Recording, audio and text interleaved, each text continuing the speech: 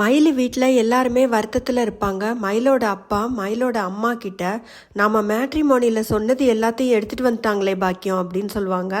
அதுக்கு மயிலோட அம்மா நாம தான் அவங்கள கொஞ்சம் குறைவா எடை போட்டுட்டோம் அப்படின்னு சொல்லுவாங்க. சம்மந்தியோட அண்ணனுங்க எல்லாம் அவங்க பக்கம் சாய்வாங்கன்னு நான் கொஞ்சம் கூட நினைக்கவே இல்லை பாக்கியம் அப்படின்னு சொல்லுவாரு அவங்க அப்பா. மயிலோட அம்மா அதுக்கு என்ன சொல்லுவாங்கன்னா ரத்த பாசம். மயிலு இன்னையோட எல்லாமே முடிஞ்சிடும், நாளைக்கு காலையில பேச்சுவார்த்தை நடத்தி என்ன அங்க கூட்டிட்டு போவாங்கன்னு தானே சொன்னீங்க, இப்ப என்ன ஆச்சுன்னு பாருங்க, என் வாழ்க்கைக்கு ஒரு முடிவு தெரியாம திரும்பவும் இங்கேயே வந்து நிக்குது. பாக்கியம் என்ன சொல்வாங்கன்னா அப்படியெல்லாம் நடக்கும் நாங்க நினைச்சு பார்க்கவே இல்லை மயிலு, இப்போ அந்த வீட்டுல எல்லாருக்கும் என் மேல வெறுப்பும் கோபமும் தான் அதிகமாகும். கோர்ட்டுல பார்க்கணுமே, எல்லாரும் என்ன ஒரு புழுவ மாதிரி பார்த்தாக, எல்லாம் ஒன்னாலதான். சரி பண்றேன்னு சொல்லிட்டு இங்க கொண்டு வந்து நிறுத்திட்டியே, மாமா எவ்வளவு பிடிவாதமா என் கூட வாழ மாட்டேன்னு எல்லாரும் முன்னாடியும் சொல்லிட்டாங்க, நீ என்ன செய்ய போற அப்படின்னு சொல்லிட்டு கேட்பாங்க. அவங்க அம்மா என்ன சொல்வாங்கன்னா பாத்துக்கலாம் மயிலு, எல்லாமே சரியாயிடும், நீ கவலைப்படாம இரு, இந்த கேஸ் முடியறதுக்குள்ள எல்லாமே சரியாயிடும். இப்போ டைவர்ஸ்ன்னு போக மாட்டாங்கல்ல, போலீஸ் கோர்ட்டுன்னு அலையிறதுக்கே நேரம் சரியா போயிரும்ல, அது மாதிரி ஏதாவது பண்ணலாம், இரு மயிலு அமைதியா இரு அப்படின்னு சொல்லுவாங்க.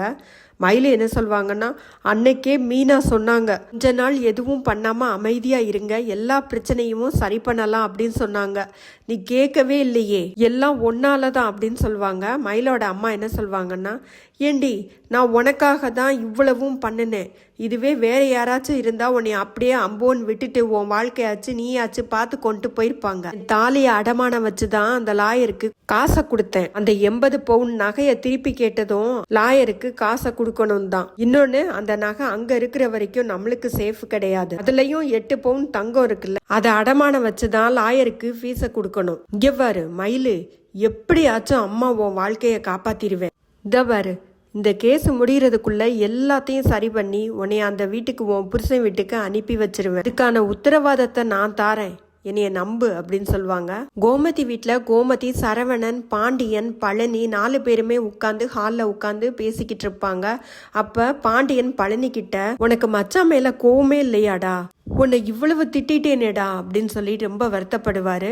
பழனி என்ன சொல்வாருன்னா எனக்கு எதிரியா இருக்கிறவங்களுக்கே நான் துரோகம் நினைக்க மாட்டேன், அப்படி இருக்கும்போது என்னை இவ்வளவு நாளும் உங்க கூட வச்சு பாத்துக்கிட்டீங்க, உங்களுக்கு நான் துரோகம் நினைப்பேனா மச்சான், அன்னைக்கு கடை திறக்க போற நேரத்துல கூட கடைசியா நான் எங்க மச்சான் போனேன், இங்கதானே வந்தேன், சத்தியமா கடையை எங்க ஆரம்பிக்க போறாங்கன்னு எனக்கு கடைசி வரைக்கும் தெரியாது மச்சான், நேரா கடைக்கு கூட்டிட்டு போனதுக்கு அப்புறம் தான் எனக்கு தெரியும் இங்க கடை ஆரம்பிச்சிருக்காகன்னு, நான் உடனே ஓடி வந்தேனே மச்சான், இங்க உங்ககிட்ட சொல்லலான்னு தான் வந்தேன், நீங்க தான் எல்லாரும் கோவமா இருந்தீங்க, கோபத்துல சொல்ற வார்த்தையெல்லாம் நிஜமாயிடுமா மச்சான், நீங்க உள்ளுக்குள்ள நான் நல்லா இருக்கணும்னு தான் நினைப்பீங்க, நாளைக்கு எனக்கு ஒரு பிரச்சனைனா நீங்க வரமாட்டீங்களா மச்சான், இதே மாதிரி எனக்கு ஒரு பிரச்சனை நடந்திருந்தாலும் இந்த சண்டைய காரணமா வச்சு நீங்க வராமலா இருந்திருப்பீங்க, கண்டிப்பா வந்திருப்பீங்க அப்படின்னு சொன்னதும் பாண்டியனுக்கு உள்ளுக்குள்ள ரொம்ப பூரிப்பா இருக்கும்.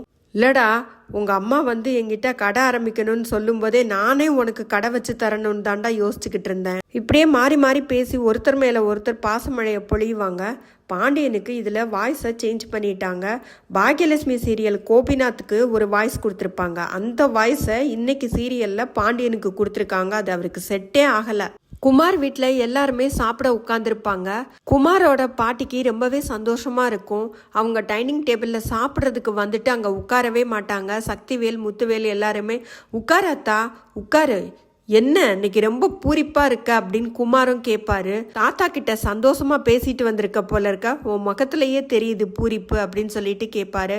ஆமாடா, ரொம்ப வருஷமா நான் புலம்பிக்கிட்டே தான் இருந்தேன், இனி புலம்ப மாட்டேன்டா, இனிமே புலம்பவே மாட்டேன், என்னதான் ஜென்ம பகனாலும் 2 நாளா சாப்பிடாம கொல்லாம அலைஞ்சியல்ல, அது போதும்டா எனக்கு, எங்க நான் உயிரோட இருக்கிற வரைக்கும் 2 குடும்பமும் சேராம போயிருமோ அப்படின்னு ரொம்ப வருத்தத்துல இருந்தேன், எனக்கு இது போதும்டா, இது போதும் அப்படின்னு சொல்லுவாங்க.